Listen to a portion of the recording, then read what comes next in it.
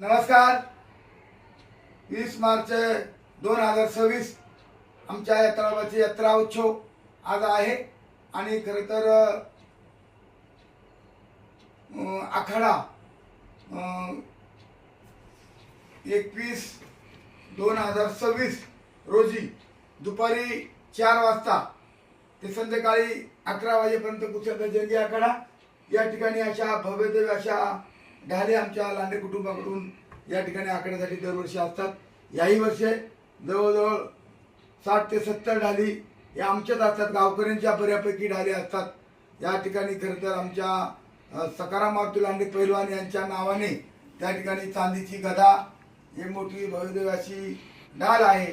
त्या ठिकाणी अनाजी भाऊ लांडे यांच्याही नावाने चांदीची गदा समानार्थ त्या ठिकाणी दिली जाते. त्या ठिकाणी खरं तर सीताराम पाटील लांडे यांच्याही नावाने चांदीची गदा अशा वेगवेगळ्या प्रकारच्या बक्षीस मोठे मोठे त्या ठिकाणी केवाडीच्या आखाड्यासाठी खरं तर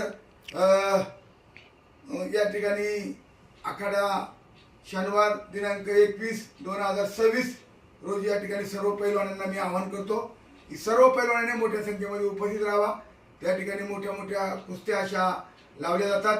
शेवटची कुस्ती सकाराम केसरी माजी कैलासवासी सकाराम मारुती लांडे यांची शेवटची कुस्ती 1,01,000 आणि खरं तर एक भव्यदिव्य अशी ढाल चांदीची गदा अशा प्रकारच्या मोठ्या मोठ्या ढाली त्यामध्ये आणि काही गावकऱ्यांच्या वतीनं त्या ठिकाणी अनाजी भाऊ लांडे असेल, सीताराम पाटील असेल, त्यांच्या एक चांदीच्या गदा आणि वेगवेगळ्या लोकांचे त्या ठिकाणी बक्षीस मोठ्या मोठ्या प्रमाणामध्ये आहेत.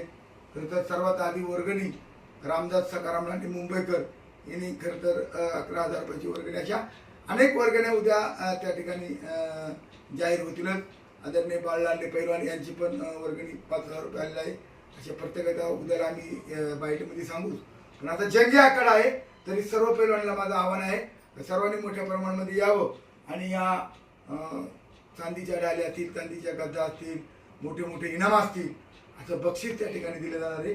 तरी सर्वांनी येत्या खरं तर 21 मार्च 2026 रोजी केवाडी गाव येथे खरं तर येऊन पैलवानांनी आपला विजयाचं बक्षीस मिळावं अशा प्रकारचा आव्हान मी या ठिकाणी सर्व महाराष्ट्रातील पैलवानांना करतो. महाराष्ट्र केसरी दरवर्षी येतात, यावर्षी येतील अशा प्रकारचं आव्हान मी सर्व पैलवानांना करतो. सर्वांनी या. मी आहे तुम्ही या, मी आहे तुम्ही या.